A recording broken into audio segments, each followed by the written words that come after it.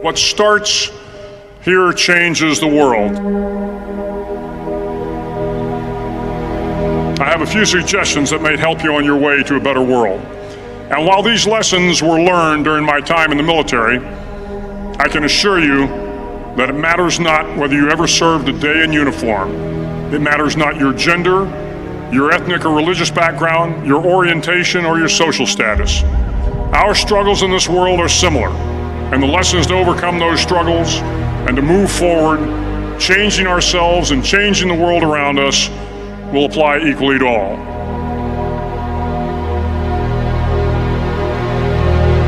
So here are the 10 lessons I learned from basic SEAL training that hopefully will be of value to you as you move forward in life. Every morning in SEAL training, my instructors, who at the time were all Vietnam veterans, would show up in my barracks room, and the first thing they'd do was inspect my bed. If you did it right, the corners would be square, the covers would be pulled tight, the pillow centered just under the headboard, and the extra blanket folded neatly at the foot of the rack. It was a simple task, mundane at best, but every morning we were required to make our bed to perfection. It seemed a little ridiculous at the time, particularly in light of the fact that we were aspiring to be real warriors, tough, battle-hardened SEALs. But the wisdom of this simple act has been proven to me many times over. If you make your bed every morning, you will have accomplished the first task of the day. It will give you a small sense of pride, and it will encourage you to do another task, and another, and another. And by the end of the day, that one task completed will have turned into many tasks completed. Making your bed will also reinforce the fact that the little things in life matter. If you can't do the little things right, you'll never be able to do the big things right. And if by chance you have a miserable day, you will come home to a bed that is made, that you made. And a made bed gives you encouragement that tomorrow will be better. So if you want to change the world, start off by making your bed.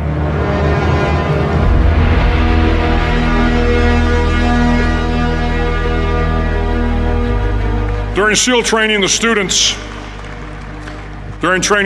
are all broken down into boat crews. Each crew is 7 students, 3 on each side of a small rubber boat, and 1 coxswain to help guide the dinghy. Every day your boat crew forms up on the beach and is instructed to get through the surf zone and paddle several miles down the coast.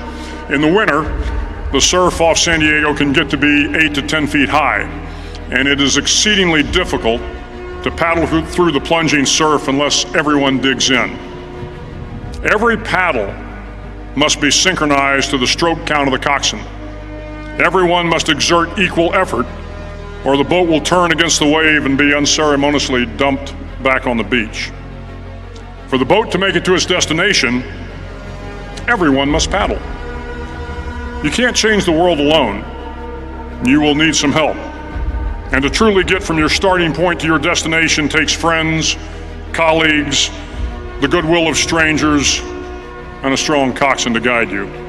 If you want to change the world, find someone to help you paddle.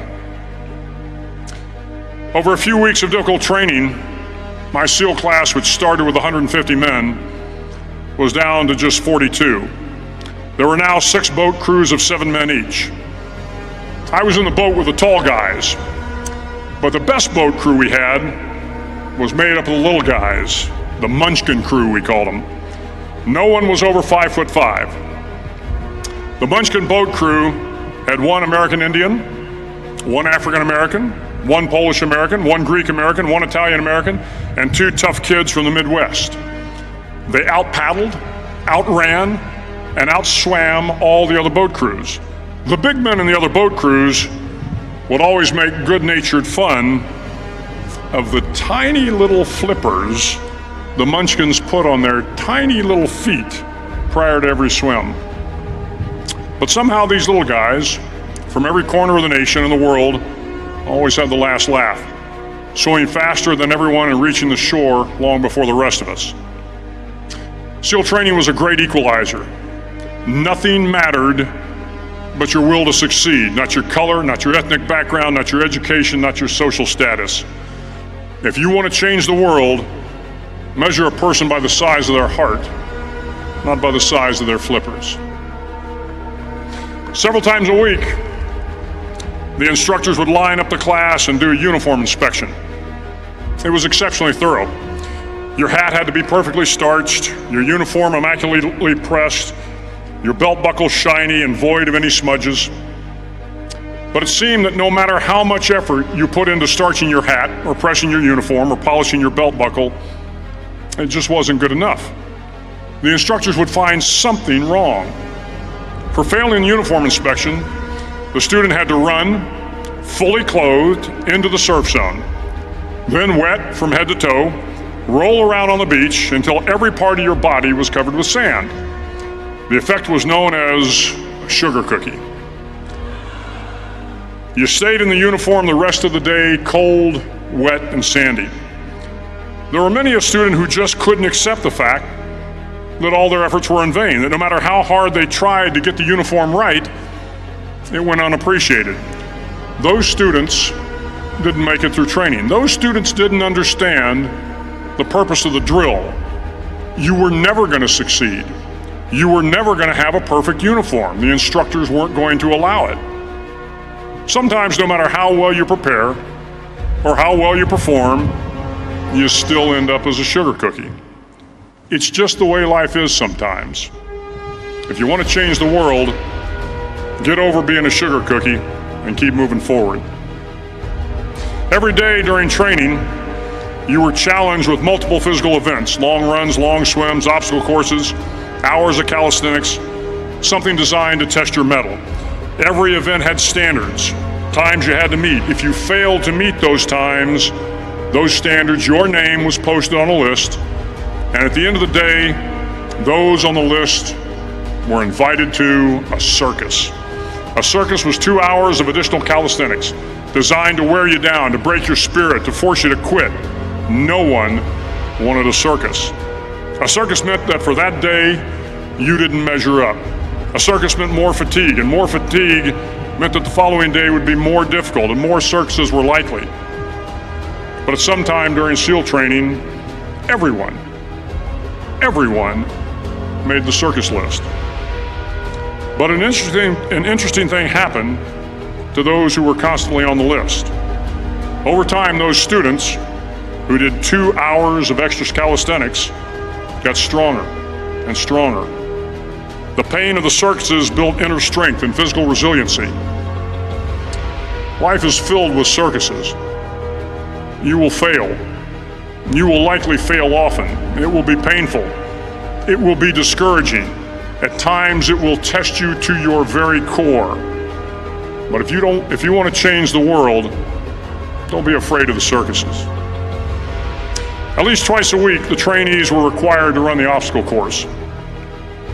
The obstacle course contained 25 obstacles, including a 10-foot wall, a 30-foot cargo net, a barbed wire crawl, to name a few. But the most challenging obstacle was the slide for life.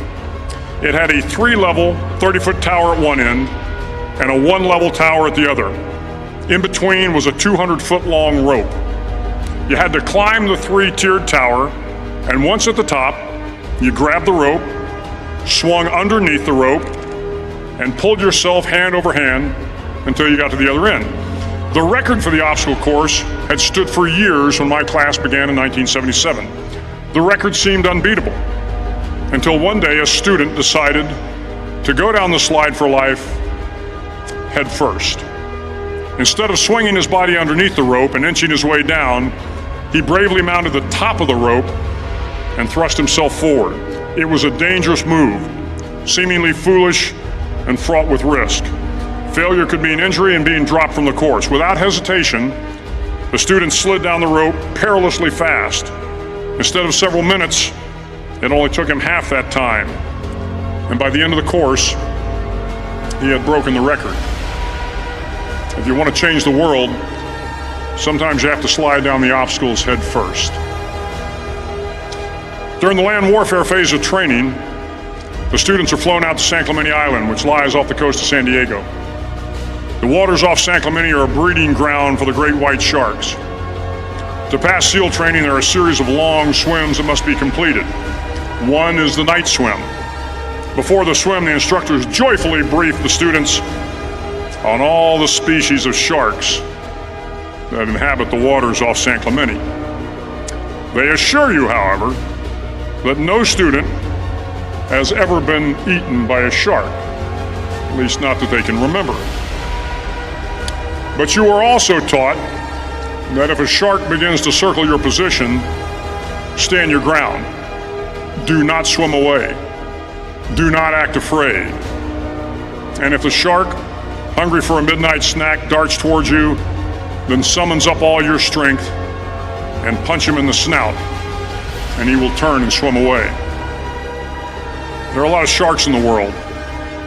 If you hope to complete the swim, you will have to deal with them. So if you want to change the world, don't back down from the sharks. As Navy SEALs, one of our jobs is to conduct underwater attacks against enemy shipping. We practice this technique extensively during training.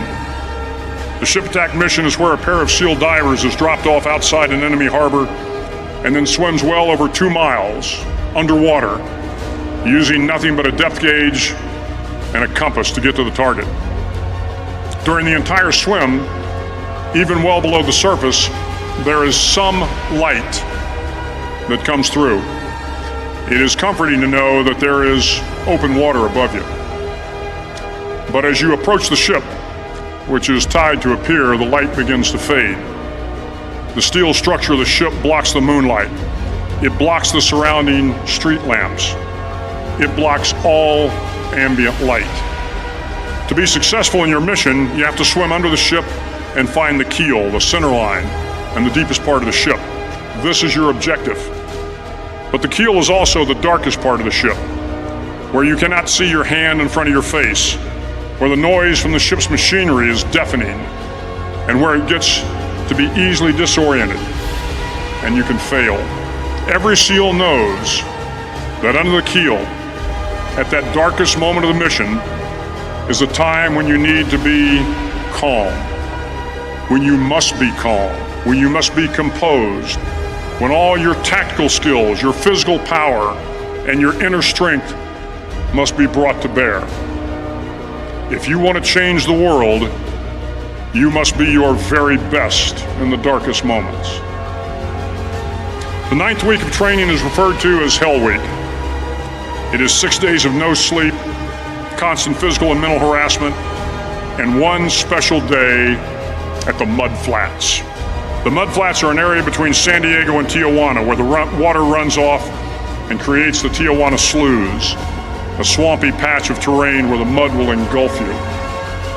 It is on Wednesday of Hell Week that you paddle down to the Mud Flats and spend the next 15 hours trying to survive the freezing cold, the howling wind, and the incessant pressure to quit from the instructors.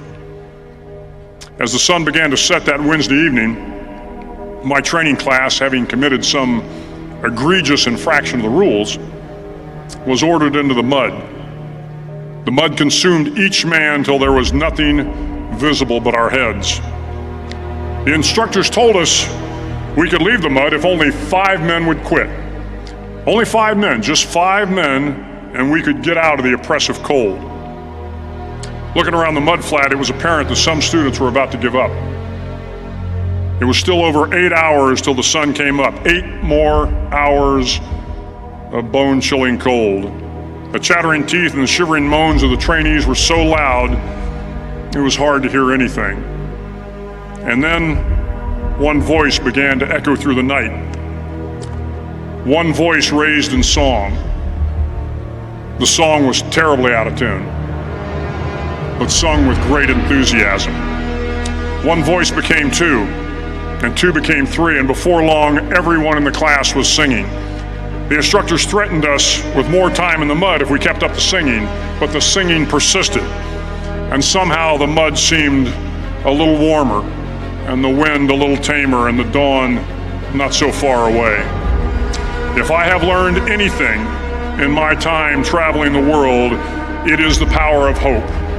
The power of one person, a Washington, a Lincoln, King, Mandela, and even a young girl from Pakistan, Malala. One person can change the world by giving people hope. So if you want to change the world, start singing when you're up to your neck in mud. Finally, in SEAL training, there's a bell. A brass bell that hangs in the center of the compound for all the students to see. All you have to do to quit is ring the bell. Ring the bell, and you no longer have to wake up at 5 o'clock. Ring the bell, and you no longer have to be in the freezing cold swims. Ring the bell, and you no longer have to do the runs, the obstacle course, the PT, and you no longer have to endure the hardships of training. All you have to do is ring the bell to get out. If you want to change the world, don't ever ring the bell. It will not be easy. Start each day with a task completed. Find someone to help you through life. Respect everyone. Know that life is not fair and that you will fail often. But if you take some risks, step up when the times are the toughest, face down the bullies, lift up the downtrodden, and never ever give up. If you do these things, the next generation and the generations that follow will live in a world far better than the one we have today. And what started here will indeed have changed the world for the better. Thank you very much.